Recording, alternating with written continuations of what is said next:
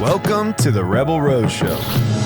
How many tulips is too many tulips? We're talking with people making money off the beaten path. Let's kick it over to Madeline, who's got some drinks for us. Tequila, gin. Oh, and I'm getting paid for this too? Dope. Every shoot's almost Fyre Fest, right? We're a picture of a sandwich away from just being canceled. Every shoot. Cheers. Dominic, thank you for joining us. Mr. Grateful on Instagram. You are a rising star in the AI space.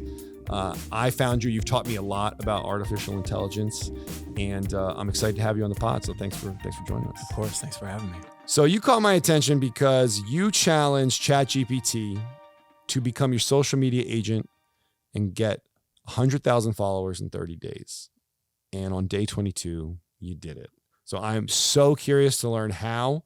I think you're a leader in the AI space. I want to know how much of that is you, how much of that is AI, and learn about your journey. For sure. Yeah, I'll tell you about my journey. During the convo, I would love to create a perspective that's optimistic about the future, about AI, and how us as humans can create a harmonious relationship with this new technology so that we can enhance the intelligence and the skills that we already have. So I'm looking forward to it. So to enhance this conversation, we brought back a former guest, Josh, a street photographer, a filmmaker, and an AI enthusiast. He's done some cool things. So I asked Josh to come out here and share a little bit of his experiences with artificial intelligence. Nice to meet you, Dominic. Our drinks happen to be AI generated. So I trained my chatbot to become a mixologist for amateurs. And here we have some robot fuel. What do you think? Robots feel is great. I feel enhanced intelligence. yeah, exactly. This is quantum computing at its finest. What is it? So what was the recipe? It's 1 part psilocybin. It's 2 ounce vodka, 1 ounce blue Curacao. Yes, and What yours is it's Curacao? Powerade. No, or Gatorade. What is Curacao though? What kind of some kind of liqueur. Some kind of liqueur. Some kind of blue liqueur. And then it's got 1 ounce of orange juice, a splash of some sort of like bubbles. Oh yeah, they wanted lime. They wanted a lime soda since PepsiCo's a client of ours. 7-Up's where it's at. Beautiful. Sorry, Sprite, ain't happening. Not here. Not in this dojo. And then an orange slice. An orange slice, yeah. It's not bad. Garnish. I mean, it's what AI drinks apparently themselves. This is going to be a cool one. So cheers, everyone, to the good and bad of AI. Facts. Yeah, we can dive into both. I think that's important to do. Yeah, for sure. But so I trained the chatbot just like you did. I treated it like a person. I told it its persona. I said, you're a mixologist that has to make a cocktail that's easily made by amateurs. Our party is going to be around robotics, future technology, future computing, artificial intelligence. Give me five cocktail ideas. It gave me a list of 5. I then said, hey, what's the quickest and easiest to make? It gave me 2, and Robot Fuel was our pick. But that's something I learned from you, that chatbots are not to be something you just put in a prompt and get a response. You have to train it. And that's what you did with this social media agent idea that you had for your challenge. So talk to me about that. I was actually at a breaking point. I was at a breaking point in my life and my career. I was like, yo, this just isn't working out. I was trying to run my own agency. I was trying to be a freelancer on my own. It just wasn't working. I didn't know what I was doing wrong. One of the things I was doing wrong was not making good content. And I started to make content so that I could get hired at another agency. I was like, I need to make content because I've been a freelancer since I was in school. Right. I need to just make some content so that if they go look at me, they know that I know what I'm talking about. Right? Because I don't have any big agencies on my resume. So I just started making content in order for other people to see that I knew my stuff. And this is just like telling people how to do design work or doing spec stuff or. Yeah. So I was just showing people, like my first video was how to use DALL-E to fill in the top of somebody's head that had been cropped off in a picture. And these videos actually started doing really well. And my third video was how to make ChatGPT an app on your phone. That video right there got the attention. I thought I tagged ChatGPT in that video, but it was actually some a page that was just sharing a bunch of AI tips. ChatGPT tricks, I think. That's them. Yeah, I think that might be how I found you, was through them. Yes. So, right. And that's how a lot of people found me. That was my third video. And they reached out to me. They're like, yo, your content's dope. I need good content. You need distribution. Let's collab. That wasn't paid. It was just, they reached out Right. by accident. It was like, it was meant to be, but I didn't mean to. Right. They reached out, and that was like my first, they had like 150K at the time. And that was my first like ramp that I was able to drive off of. And right? how many followers then came from that? After 2 weeks of posting, I had about 8K. So I went from 3,500 to 8K in that like 2 weeks. And during that time, that's still good growth for 2 weeks, So I was like, okay, like something's working. I'm doing something right. And during that time, I had a conversation with a CAA agent in California. I was talking to They reached out to you, or you were soliciting them? They reached out to me. Okay. Yeah, All they reached right. out to me. So they were just talking to me, and we had a meeting.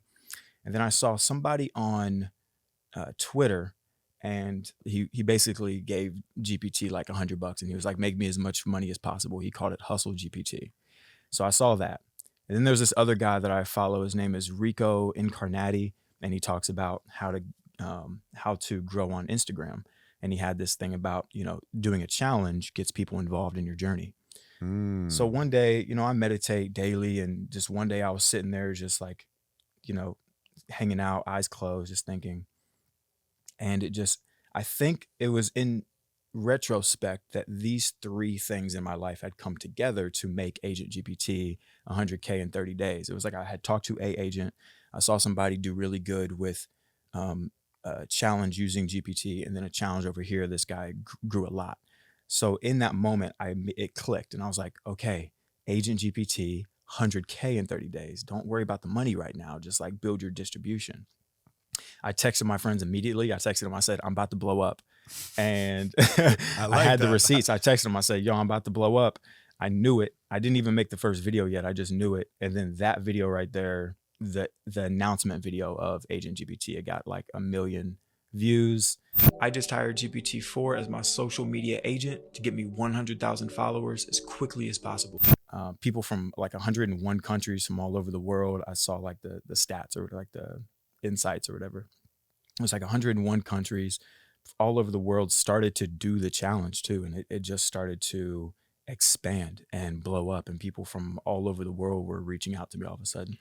So by day 22, we had reached 100K organic, authentic followers. Now, what's interesting about your content is I learned something with your videos that I was using ChatGPT completely wrong. And I think most people do.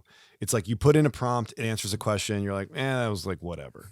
Right. And that, to the extent of it, you see all these videos. You're like, I don't understand how they're doing all that.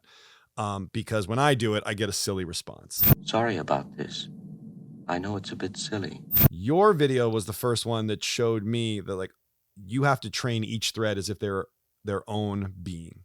So like, whether that's you want it to be a lawyer or you want it to be your fitness expert, like you can train it to learn you, and you can tell it exactly the expert level or the persona that you want it to have.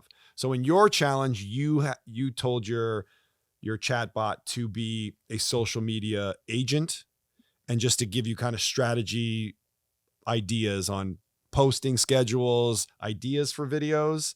And what else? What were the kind of things that you did to train your ChatGPT bot to be as useful to you as possible? Sure. Okay, the first step that a lot of people mess up is good data in, good data out. So you have to give it the information that you want it to reference. So I was giving it data on me. I was giving it all of my information. Something that a lot of people were calling out in the video was that I said I uploaded my Instagram link into there, and it like learned me, right? I sent it my Instagram page, and I said, use this URL to study me. That's not the case. It didn't actually do that. I had gone back and I asked it because people were calling that out. So I was like, okay. So I asked it, I said, can you actually look up links? And it says, sorry for the confusion. I can't actually access the internet in that way. So after I learned that, I gave ChatGPT all of the information about my brand. I told it who I was, the voice that I wanted to speak in. I was saying like, I just want to be calm, kind of zenned out. I want to have an optimistic tone.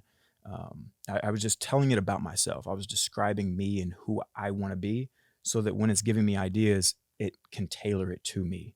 I gave it my metrics. So I went back for the past 30 days and I gave it the metrics of every single post. And then I transcribed every single one of those posts and uploaded it. So it knew what I was saying in the post, what type of post it was, if I collaborated with somebody, and then the metrics of it. So then it can connect these dots and say, okay, I see the structure of this type of post here. I see how it performed.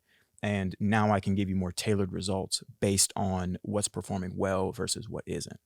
So that is what you need to do, is you need to talk to it. You need to give it the good data in so you can get good data out. And people are just jumping straight to give me 100,000 followers, and they're not doing the iterative process. There's a lot of work to it. Yeah. I mean, a lot less work than what would have needed to be done if I was talking to a human agent. I mean, a human agent is they have their own motives. They have their own desires. They have their own vision for who I'm supposed to be. The agent GPT, I just tell it exactly who I want to be, who I am right now, what's worked and what hasn't. And then it's giving me tailored responses over time. Can I ask a question? Did that just blow your mind that's the level in which he's engaging with it? Because I even thought I understood it, but I'd not like that. When I hear AI gave you 100,000 followers, my brain jumps to it's hooked to the internet and it's contacting people behind the scenes like Jarvis would. Right. Whatever. But to hear it, you explain it like that is, I'm hearing that you are steering the ship. It's 90% of the way, and you're using this. You're really listening and honoring what this tool is giving to you in a way that I don't even think other people would necessarily do. They'd be like, "Oh, it's a dumb idea" or whatever. Well, yeah, that was the thing. A lot of people are DMing me and they'll say, "Yo, it's giving me basic responses. It's giving me it's not telling me what I need." In the first video, it said, I was like, yo, the first response was pretty crap. Like, I didn't like it. It was like, make a sci-fi script, have GPT write a sci-fi script or whatever. I was like, yo, I felt like I've seen it before and it wasn't unique. It didn't like match me. You know what I mean? That wasn't me. And that's when I realized, oh, I got to give it data. I have to give it some information about who I am. So when it gave you the whack idea, did you then talk to it like a human, like, I don't like this idea, this is off brand? Yeah, I did tell it I don't like it and it's off brand. You slapped it on the wrist. Yeah, I did. And I was like, and this is what it needs to be like. Fit it into these parameters. You know what I mean? Make it fit. I was in another video, I talked about GPT being like water. It's like you have to give it the glass to fill. You have to give it the mold for it to fit into. And that's the mold. The cup is your parameters. It's who you are. It's describing the outcome that you want it to have. It was like, yo, thank you for providing that information. Based on your page and preferences, here's a new content idea. It's good. GPT allows me to be more creative by offloading the analytical side of it. Like I have an analytical brain, but I live in a creative space. And I'd rather be there than be running numbers or running strategy in my head.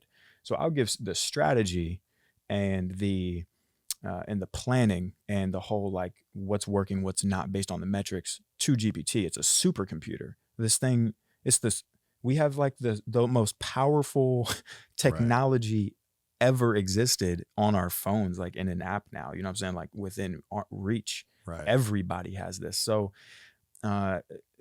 I want to utilize that in the ways that it's good at, and it's not good at being creative like me. Casey Neistat had a video recently where he let ChatGPT Yeah, but he didn't do the work. I saw that, and it actually pissed me off because I was like, me off too. Yeah. The Oculus is not only a transportation hub, but also an architectural marvel. He didn't do the work, and he like made fun of what its response was. But I'm sure that if he fed all of Casey Neistat's creative tendencies into the chat, it would create a totally different result. He kind of did like a 5-second thing on it. That was the worst video I've ever made. That video sucked. Yeah, and he was kind of, reading from the script and doing exactly what it told him to do. And if I was reading like from the lines of ChatGPT, it wouldn't sound like me still. You know what I mean? And that's what a lot of people are actually like saying they're afraid of is AI like replacing humans. But by working with ChatGPT every day, like all day, every day, I'm learning its place. It has a place in enhancing us. It's not trying to replace us. We can have a harmonious relationship with technology, with AI, so that we can amplify ourselves. And that's what this whole thing was about. It's like, how can I have a narrative about what AI is as a partner to humanity for us to enhance ourselves? So AI's place to me, it's my partner in an analytical sense. I offload all of the things that I don't feel like doing over to it. Now I can go over here and focus on the creative things and the high value items that I'm actually good at. God, it's genius. See, you guys are very similar because I'm more of the fearful AI guy, and he's always been like, no, it's not going to be able to know my inspirations that I'm doing to create my imagery. So he does street photography, and he's been using it to basically create mid-journey illustrations that look very similar. It's like crazy when you watch his AI, because knowing his photo work where he's just roaming the streets and taking it, I'm like, how did you get AI to look like you did this? Right. And you've been using it as a tool. So, I mean, talk to me a little bit about what your experiences have been in that photo I think it's world. really similar. I mean, for me, it's really just an area of exploration to see how far you can push this technology before it breaks. And when they have 20 fingers on one hand, 21 fingers, you've basically broken the technology.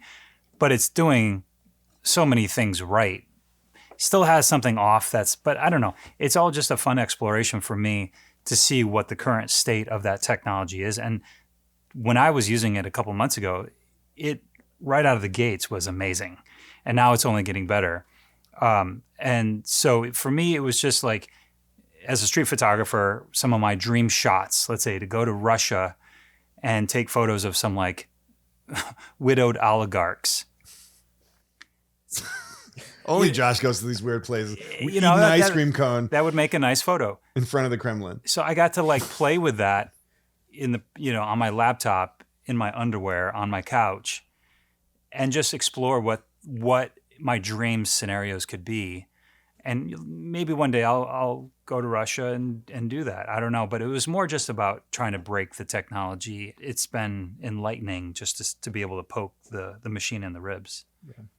And so when you say using it for metrics, like our strategy, is it telling you like times to post, where to post? Like what kind of analytical data is it giving you? Over time, I've created a system. As I'm posting, my first week, my first 2 weeks, whatever, honestly, every time, but for the first week, 2 weeks, that's the most important because it's getting data. You are too.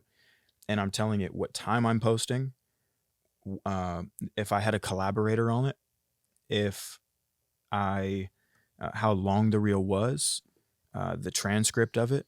I'm giving it my likes, comments, shares, saves, and plays. So I'm giving it all of that data. And then I'm saying, here's my reel for day 5. And this is all the metrics on it.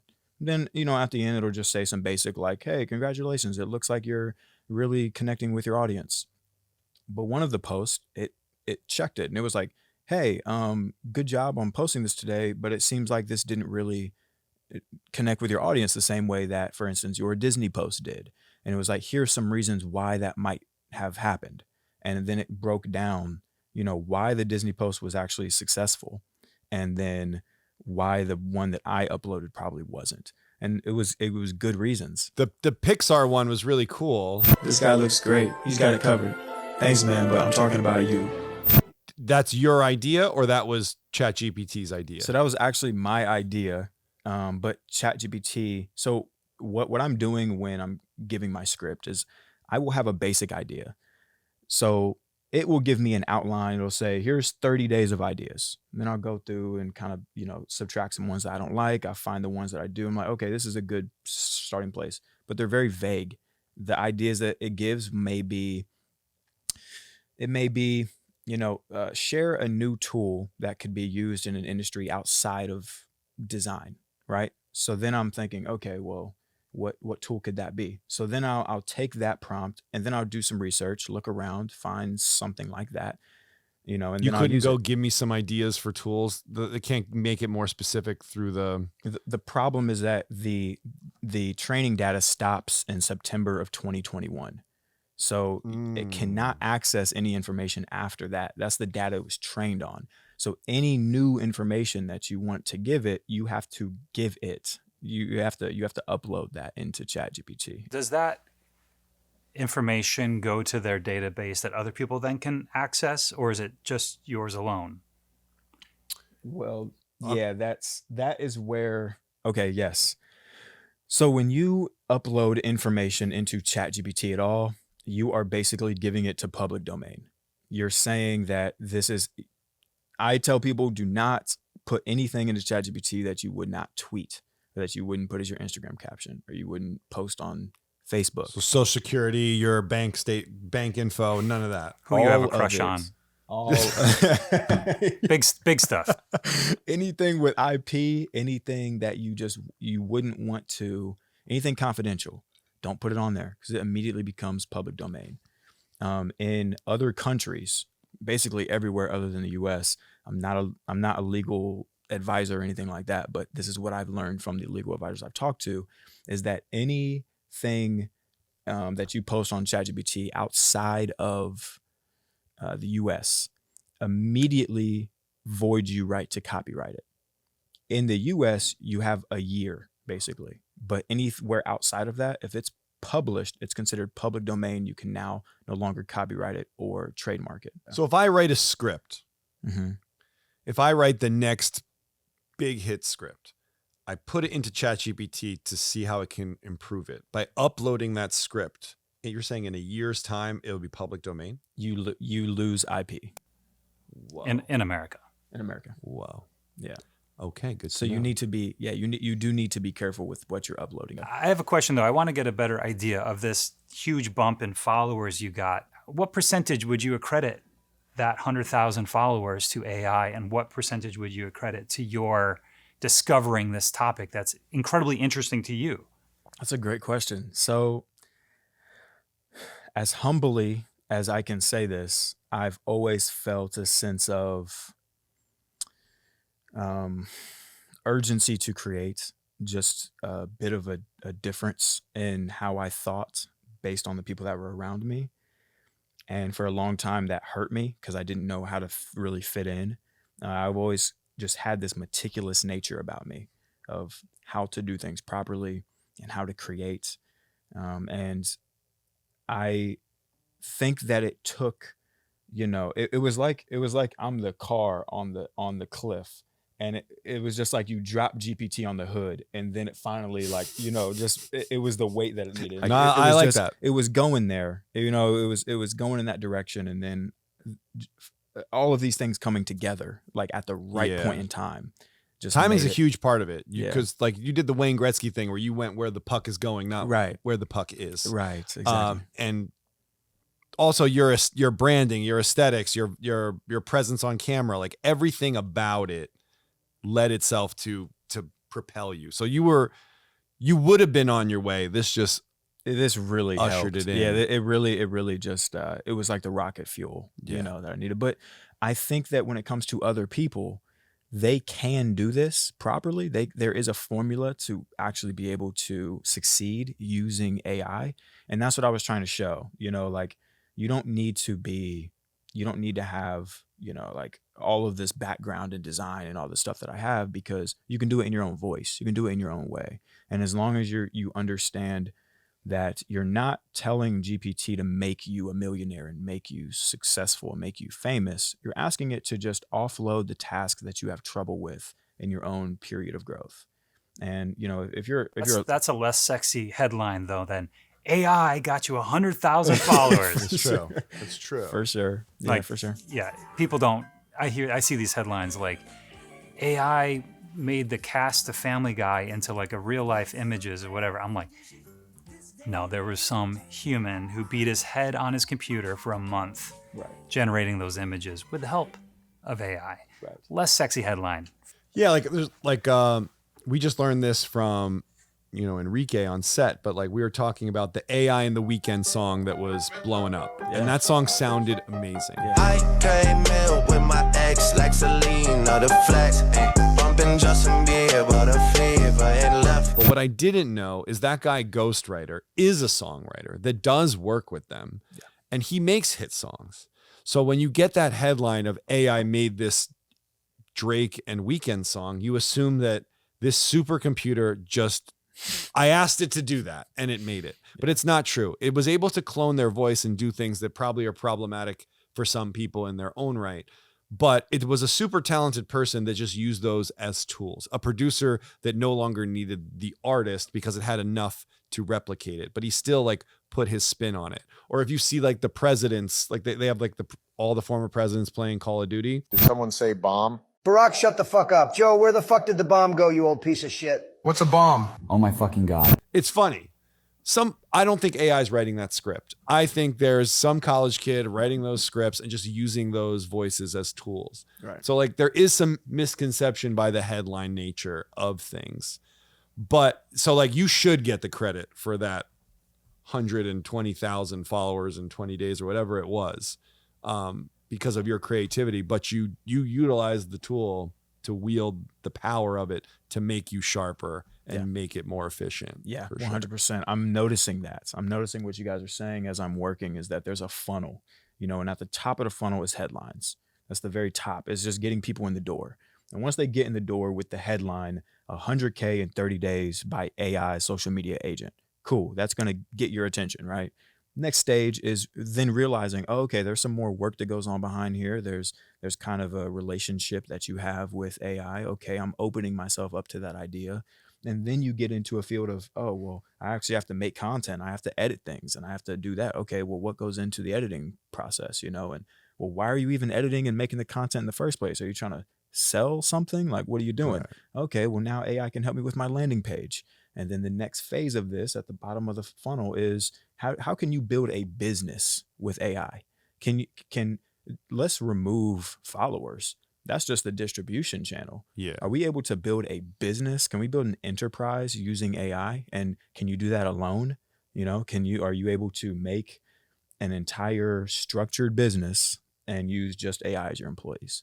So that's what's next for me. Yeah. That's going to take a pretty brilliant mind though to figure out how to do all that. Right. Interesting. Yeah, because I think a lot of people that like they'll type it in, they'll get frustrated. They're like, well, I tried to make an image and it looked, like ass. Good data in, good data out. By the way, I have a tip for photographers or videographers or anybody. When I first went to design school, in my first year, they taught me foundations. And my very first week there, the first day, they just had me drawing straight lines for basically a week. Just, can you draw a straight line?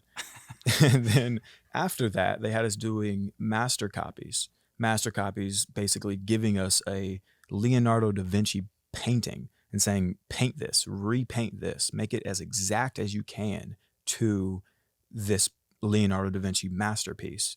And through this process, you learn why it works and why it's good and why they're a master of their craft. And I think that people can use AI in this sense, especially in image generation.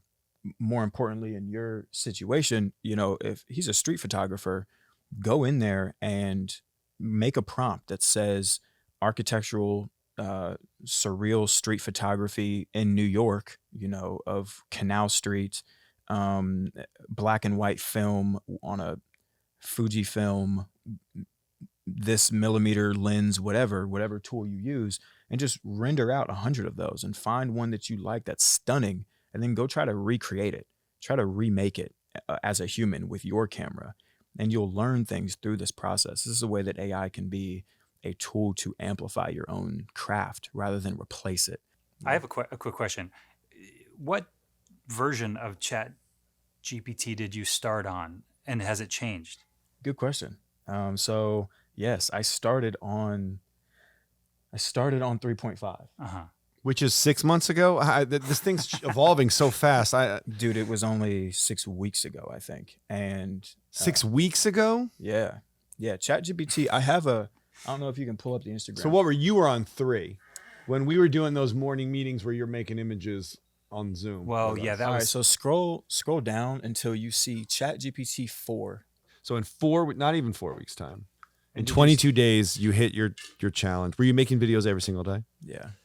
And that Disney one, how hard was it to? So you turned yourself into a Pixar character, made it look like it was your podcast background, and you taught people how to do it. Right. And it was AI helpful in teaching you how to do it, or you were just like you were searching it yourself? Man, what's crazy is that video was a replacement for it. That was like, I had tried this idea where I wanted to see if GPT could, or if Midjourney, I wanted to disrupt the fashion influencer industry on Instagram.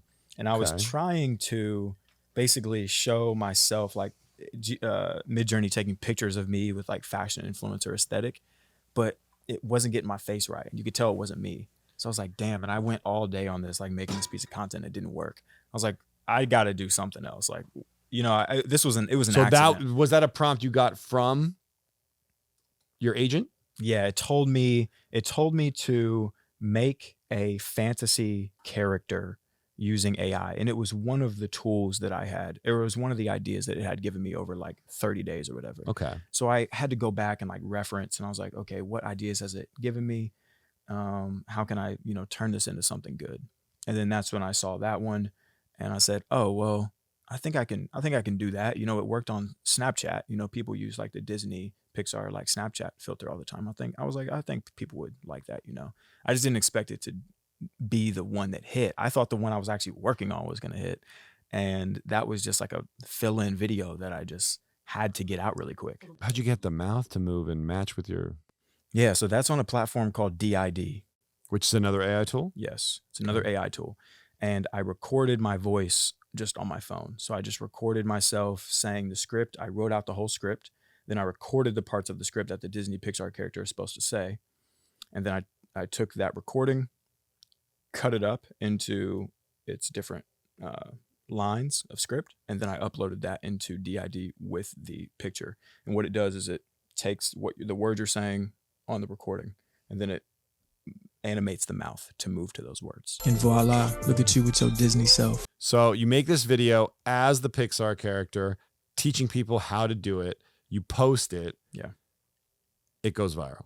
Yeah. I didn't realize that it was going viral though at first, because at first you're just thinking that it's just going at the trajectory that the normal ones are.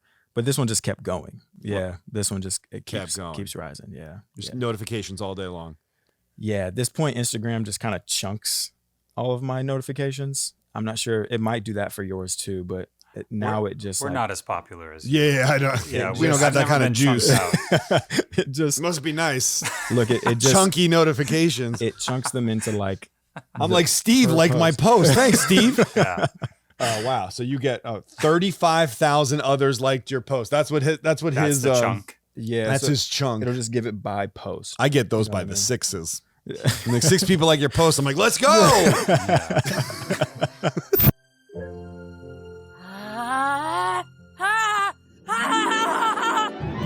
Yeah.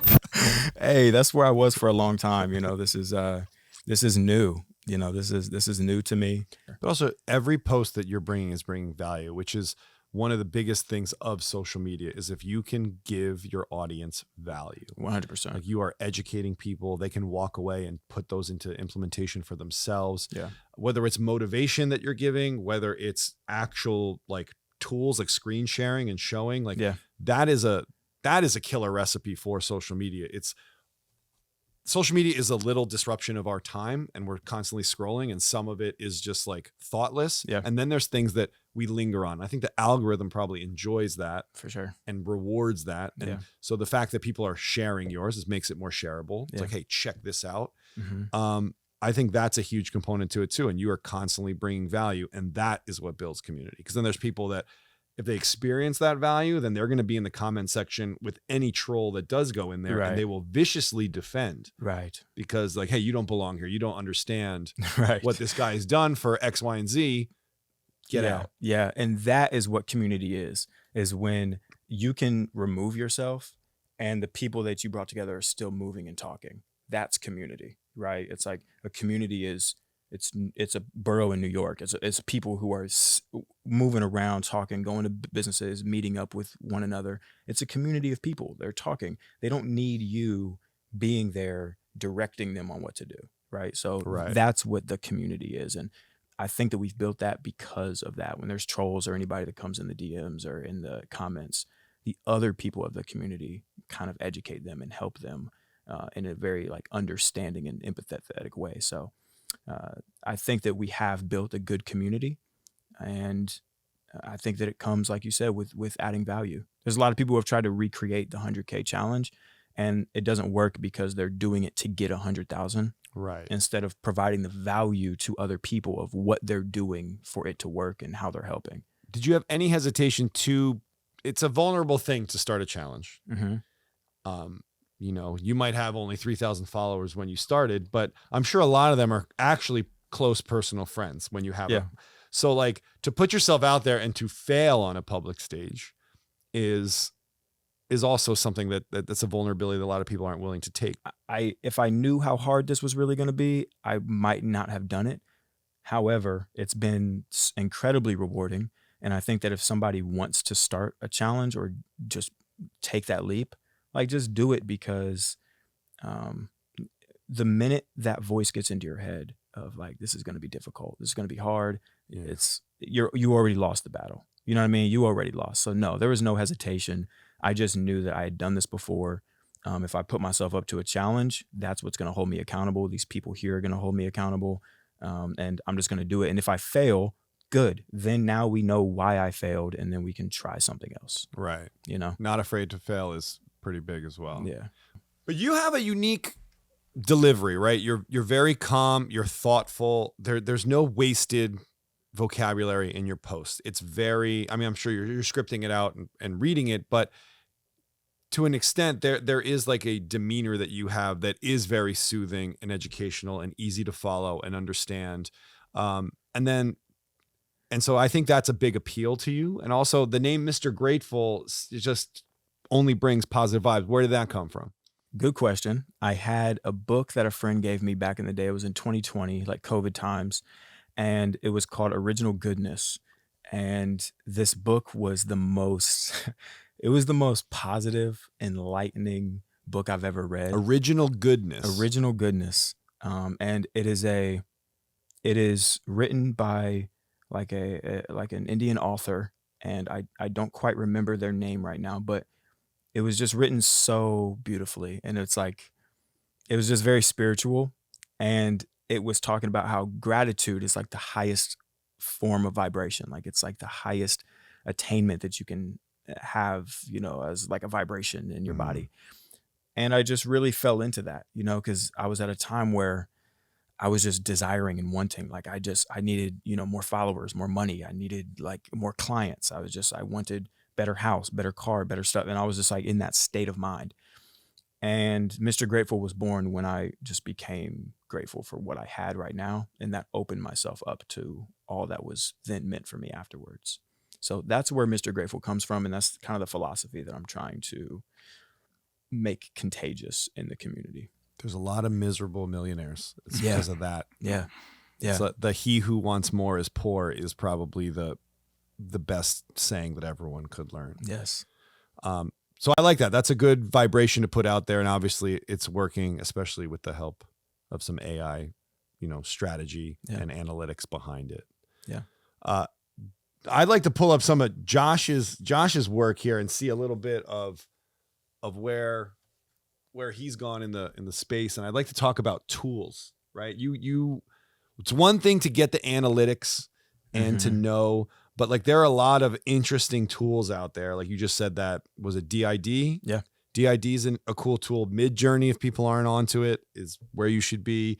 You just got accepted into something that freaks me out a little bit, and I want to be involved in that also. But you can film whatever and then put a CGI character, but it's invite only. You got in. What tool is that? Wonder Dynamics. Please, feel free to share anything that's been on your mind. Set specific times for engaging with your followers and creating content. Wonder Dynamics, which feels like you could make the next District 9 in your backyard. Like student films are about to get wild. Yeah. As college kids are probably going to cheat their way to taking over the world. But yeah, this is all interesting things. So Josh, you use Midjourney. Mm-hmm. This is some of your Midjourney work. And like, Josh, you have some sci-fi movies that look like they're scenes from an actual film that I desperately want to watch, like this weird ice cream thing here. The one thing that freaked me out about this is, why is it open sourced? Obviously, we're a cog in the machine. They need our data. I have to say, though, they need our data to make this thing better. Well, yes. Because why isn't this just something that Bezos has in his lair and is just using it for himself? Well, every time I was doing input, I'm like, am I participating in creating a machine that will eventually enslave myself? You are a slave, Neo. In some way, maybe not with a Terminator gun down my throat. I won't even get into it, but I was worried about my input. Like, I was really using that tool. And it's such an unknown question mark right now what the end result is. Did you find that at all? Do you have apprehensions about using this, not knowing what it will become? Like, putting your design knowledge in, is it then going to make someone with zero artistic ability able to do what you can do? Yeah. You know what I mean? Like it's the years of training that you have gone it's through. like training interns that will then take your job. Yeah, well, yes. It's always a fear. Man, I've Joey? I've just reframed my entire mindset around this, because everybody sees that 10 years, the 20 years, decade and lifetime of this work that they've put in to get good at their craft. It's still a selfish mindset that they're in, because it's not wasted. All of that data, all the training, all the stuff that you did to practice your craft and get good at it, and then share it with the world, that's now being used to make billions of other people capable of visualizing their ideas and creating things that they might have loved to get into, but just never had the resources or the knowledge or anything to actually create themselves. So you don't know how to do CGI. You don't know how to script a movie. You don't know how to make a storyboard for it. You don't know how to get funding. You don't know any of these things. Now you have the tools just on your phone or your laptop to go execute that and go figure it out. And it's opening up. The reason why America is great is because we're free to innovate. And that is what AI is helping do. It's helping people to innovate and create the ideas that they have. So that 10, 20 years that you spent on perfecting your craft and then putting that data out there is helping those people do that. And that impact is greater by orders of magnitude. So I don't think people should be worried about that. Like, now you have a new tool for you to expand on, and all these people coming together to innovate and create new things, it's just going to level up your game. If you really love it, if you like it that much and you're passionate about it, it's just going to make you level up your game, because now everybody's on a higher playing field. Right. So that is my mindset. That's how I'm trying to frame this whole thing, because we can't create great things in fear. That doesn't work. I have similar optimism as you ultimately. I mean, I think we should have a healthy skepticism to steer the ship a little bit, or a lot for that matter. But when I'm in those Discord servers, those communities, you're in with dozens and dozens, hundreds of other people generating other images, and you can see their prompts.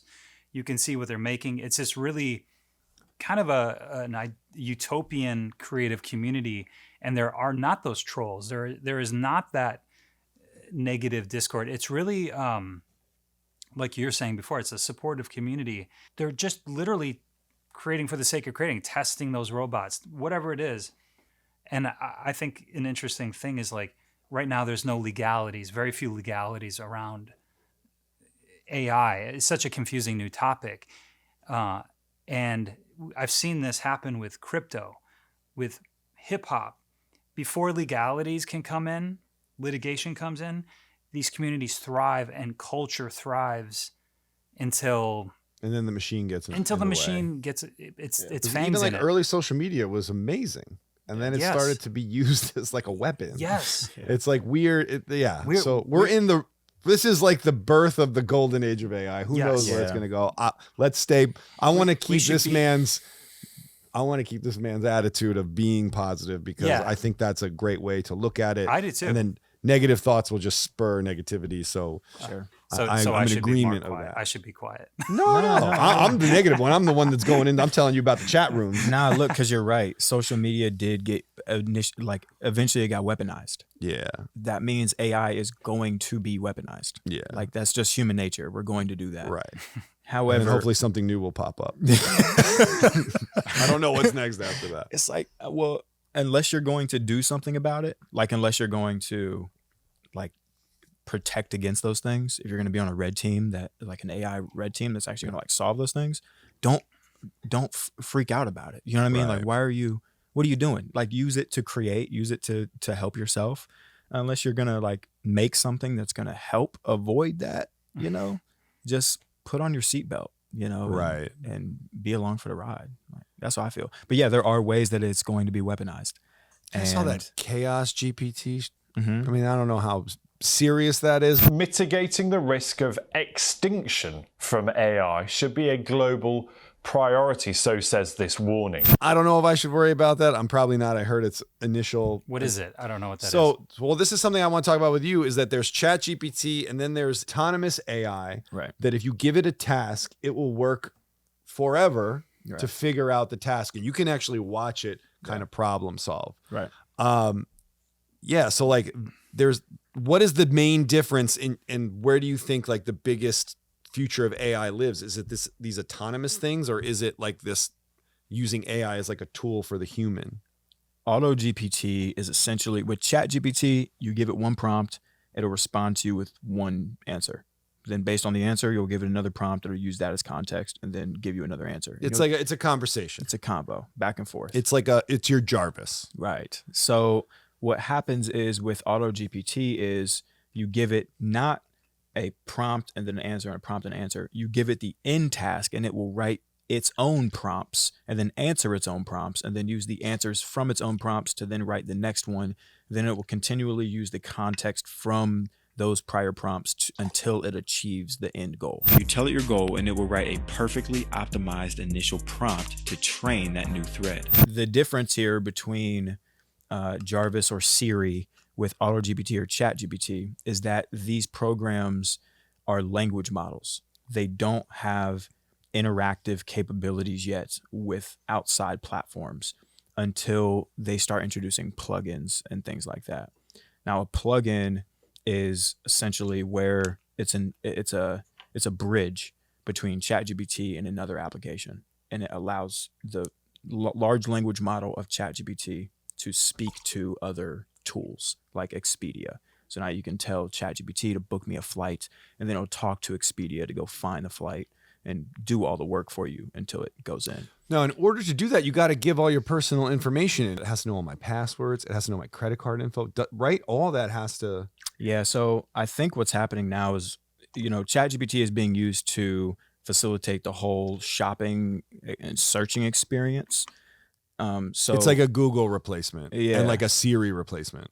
Right, but like on steroids, like it's doing all of those steps for you instead of you bouncing from website to website to find your thing. It'll just go through the whole process, and then all you have to do is click book. But I don't know yet how they have their terms and conditions set up when it comes to their privacy policy of whose data is whose. Are they going to give it to ChatGPT as payment basically for being a plugin? Or are, you know, if you're using something for free, like you are the product. Yeah. And you're the product. So we are your all the data product. is the product. And we're also like the researchers and the. Exactly. We're all of that. So, and we're training this thing to help us be better at that. So Auto GPT is basically that. You're giving it an end tool. It goes through all the steps in order to fulfill the end goal. And Chaos GPT was somebody doing that. They were poking the machine. They were saying, how far can this thing go? But by the way, this is what we need people to do. We need people to basically red team these things and try to push it to the bounds. That's a term I don't know. Red team, what does that mean? So OpenAI has a red team, and it's basically it's a team of people who push those bounds, and they try to do bad things with ChatGPT to see what its response will be, and then create parameters so that it can't do that.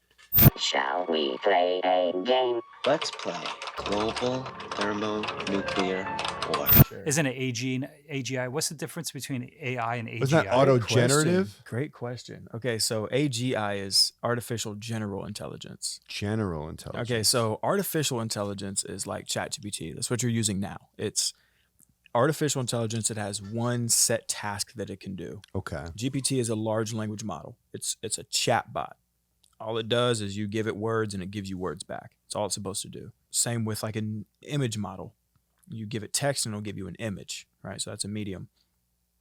ChatGPT is multimodal now. It is multimodal, but not for everybody. Multimodal means multiple models. So there's a language model, text to text, which is giving you text for you prompting a prompted text. There's text to image, where you're giving it an image, or you're giving it text and it will give you an image, right? These are different models. Multimodal is multiple models. So under the same model, you can give it text and it'll give you an image, or you can give it image and it'll give you text based on that. So expand on that now. AGI is an artificial intelligence that can learn any task, not just text-based. So it can learn anything. It can learn how to have proper body language. It can learn how to drive a car. It can learn how to suggest you the movies that you want to watch. It can cook a meal. It can actually do all these other skills. So it's not just having a conversation with you. AGI is a general intelligence. It means that it's like a human brain. It can generally learn anything. Clever girl. Is that out there right now? No, that's not there, and we don't even know if it's possible to create. Okay, so you have AI, AGI, but we're not there yet. We're not there yet. You have the autonomous AI, which is what would you call auto AI? Auto GPT. It can basically, it's a GitHub model. Is that a different website to get auto GPT? Okay, so auto GPT. You know how you were talking about how GPT is like open source? Yes. You can get its API. Mm-hmm. Okay, well, you can get OpenAI's API. API stands for Application Platform Interface, which basically means you can take the tool that they've built and then put it onto your own website or whatever. So they've taken the model, the GPT model, put that into it, and then modeled it with its own code in a place called GitHub. And Microsoft also owns GitHub. And GitHub is a place where people post open source code. And in there, somebody made AutoGPT, which basically adds code so that the GPT model will give itself prompts in steps in order to reach the final goal. So what I wanted to get into from this convo is about how this is going to affect video and image, because you guys are in this, and I would love your perspective on it. Yeah, tell me how much trouble I'm in, or how I can exploit it. I like each. Okay, just get me my door that I can hang on from Titanic and not be Leonardo DiCaprio. I want to be Rose. Okay. Jack, I want you to draw me like one of your French girls. You know how you guys were talking about? We were talking earlier about using AI to storyboard and as like a ideation platform. Okay, so, and how if we bring all these tools together, then they come into something really cool. So that is what we're going to be seeing in the next few years, is this auto GPT concept mixed with generative video and images. So let's say, for instance, if you wanted to make a movie right now with AI, which is possible, you can ask GPT for a script. You can say, hey, I want a movie about A, B, and C. This is what I like. And you go in there, it'll give you a script for that. 3 acts. Perfect. So then you take some of the scenes and then you put that into Midjourney as prompts. And then you get like an image for each one of the scenes in that movie. You can kind of put it together and now it'll be like a storyboard. Now you can take those images, you can put them into an open sourced image generation called Stable Diffusion. And you can kind of get some moving animated, like, that's a tool, Stable Diffusion? Stable Diffusion is an open sourced image generation model that you can use to generate. You can animate prompts. Basically what it does is you give it a prompt here for 1 through 20, then you give it a prompt here from 20 through 40 and so on. And then it'll generate images. It'll generate individual images, just like FPS. It'll generate standard frames and then put them together so it looks like it's moving. So a company called Runway, they've made this user friendly to where now it's text to video. It's not, everybody doesn't have access, but you can do text to video. Full commercials have been made already, full videos. So you can do a text prompt. It'll make a video of the text prompt. And this is what it looks like. This is Runway Gen 1. I can type in Impressionist painting and get this result. I can type in fire, Michelangelo sculpture. So if you imagine now all of these things coming together through Auto GPT. So imagine that tech understanding what you like. It will generate the initial prompt, give him a sci-fi movie with slight dark humor in it about a love story between a robot and a man. Then the Auto GPT will then generate the prompts that it needs to get a script for that, based on previous movies that you've watched, to generate the images that are needed to create the storyboard for that or whatever, and then to create the actual video for you. So the future is generated. Instead of going on Netflix and watching, Hollywood movies, you will have a unique movie that probably nobody else has ever even seen before because it was just generated for you. It can star you. I'm gonna be a star! It'd be like, I want to watch a romantic movie about me and my girlfriend. Right. And then you get to watch it play out. That's hot. Yeah. Yeah. I mean, if it has the data to create you. So yeah. You could clone our voice. You can clone our images. What's the difference? Midjourney's making. Right. Now you're Ryan Gosling and whatever her name is in the Notebook. Mother. And then you do something bad in the movie, you're causing a fight. Now you're in the doghouse. It's something you didn't do. It was Ryan Gosling did that. That wasn't me. What do you want? Doghouse, the theme of today. Yes. Doghouse. So that's wild. So hold on. There's an implication of that, right? That unique, there's something that we still share culturally, which is the media that we share together, right? It helps structure our narrative. What's popular shifts a little bit of narrative. Everyone's watching unique things. We've already experienced that a little bit with everyone has unique algorithms. We're all living in different realities based on just our algorithms. Yep. Now make that mass media is different. Yeah. Now it's not clicks, it's you. It's just you in your own echo chamber. You in your own echo chamber. But one thing that everyone should do is get on this thing and literally like you're going to the gym, get familiar with it. Yeah. This is something that everyone cannot avoid. It's coming and it's coming fast. Yeah. And so follow Mr. Grateful and learn how to do this shit because it is going to be the future and not like the far distant future, like tomorrow. Yeah. Like today. Yeah. Yeah. Right. Today. Today, which will be probably 2 weeks before I post this pod. Yeah. Our slogan is grateful for today, prepared for tomorrow. That's a good slogan. That's good. Anyway, when we listen back to this in 10 years, we're going to be idiots. We're going to be idiots. Yeah. Yeah. We're going to be idiots. We're going to sound really silly. Things that we're saying, half may come true, half may be completely different. But this is the point. Have the conversation. Yeah. Groom yourself to understand these topics and understand the language behind it. So in 10 years, you aren't stupid. You can look back and realize that you were dumb in the beginning. Yeah. And like people are going to take it for granted and be like, oh, they didn't know. But it's like, this is a giant abyss that we have no idea of what's coming. Right. And we don't know the capabilities. And like, it'll seem easy and like we understand it. But like, how many people understood what a search algorithm was when Google first came out? They had no clue or like how to hack that and make sure that you were the first post and like SEO and things like that. You didn't know any of that. Yeah. And we don't know what that's going to mean for business, but we will adapt. So humans are very adaptable. For sure. And if not, everyone should just watch Terminator 2 and get ready for Judgment Day. Come with me if you want to live. Well, I hope everybody that listened to this actually got some value. They feel a little bit more ahead of the people who didn't listen to it. And that if somebody that around you is worried or scared about it, that they will get some value from this as well and kind of ease their minds into, what's to come. I think fear is just misunderstanding of the future. You don't know. It's unknowing. So just knowing a little bit more, having a bit more information, you ground yourself and you can move ahead more confidently. So I think this episode should have done that for people. And change can be a good thing. Yeah. It normally is. So, well, listen, the sky's the limit for you. You're obviously a rising star in this space. You got a following that's growing more and more. I think this snowball is just going to continue to grow. It's going to be a damn avalanche that people aren't ready for. I think that's how far you're going to go. What's next for Mr. Grateful? Thank you. What's next for Mr. Grateful?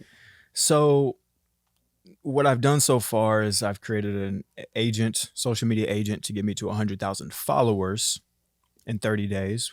And now we have our distribution channel where we're able to now teach a mass group of people about AI. So the next thing after you get a distribution channel is to monetize your platform. And I want to teach people how to do that. How do you build a business with AI? So I will be doing Co-Founder GPT. I think it'll be called Co-Founder. I'm not quite sure, but maybe Co-Founder GPT. By the time you listen to this, you'll know. And I'm going to build a business with AI, no employees, and we're going to try to get $100,000 of gross revenue in 30 days. Show me the money. We're going to see if it's possible. Whoa. So I'm going to find, I'm going to have AI craft my business plan, do competitive analysis, figure out revenue streams for my business, and create the products that I will be selling. I'm going to use AI to do it. No employees, no outside investment capital, and we're going to try to get $100,000 in 30 days. I want to teach people how you can become a solo entrepreneur and be successful, become a millionaire using AI. That's the rebel road right there. That's the rebel road. Damn. If you pull that off, I mean, then sky's the limit. Then you don't have to set $100,000. It could be $100 million. It could be $1 billion. Yeah. Right now, people are reaching out to teach them about how to use AI as a social media agent and incorporate it into their business. And that'll probably be one of the revenue streams at first. But, once we can prove to people that you can make 6 figures in a month using AI, I think that that's going to open a lot more doors, and it's going to show people that there's monetary value behind AI, not just status and empty metrics. So we'll see where that goes. Wow. Well, I think sky's the limit for you. I think if anyone's going to pull it off, it's going to be you. I like that you're giving value and teaching people about this. You certainly taught me a lot. I think Josh has learned a lot in this last hour. Yeah. And I'm grateful that you came here and blessed us with your presence, because I think you got a bright future ahead. Thank you. So thanks for coming out. Appreciate it, man. And good luck, man. I hope it's 10x, 100x. And if anyone can do it, I think it's you. Yeah. And I think you can do it too. If you're listening, you as well, people. If you're I'm ready. You guys can do it. Just set a goal for yourself and make yourself accountable by including other people. That's one of the things. Either tell everybody about your goal and go for it publicly, or don't tell anybody and work in silence. Those are the 2 routes. So I'm going public now, and we're moving. Awesome. Well, best of luck, man. Appreciate and come back when you hit that billion and you're flying off to Mars. You save some room on that rocket ship. All right. Yeah. I heard people were flying in, CEOs were flying in on helicopters on top of their buildings and stuff. I'll just fly in on a helicopter next time here. Yeah, Rebel Road Tower. We'll build it. AI will build it. We'll build it. All right, fam. I appreciate it. Appreciate you. Thanks, Sucks. Guys. Send it to the internet, brother.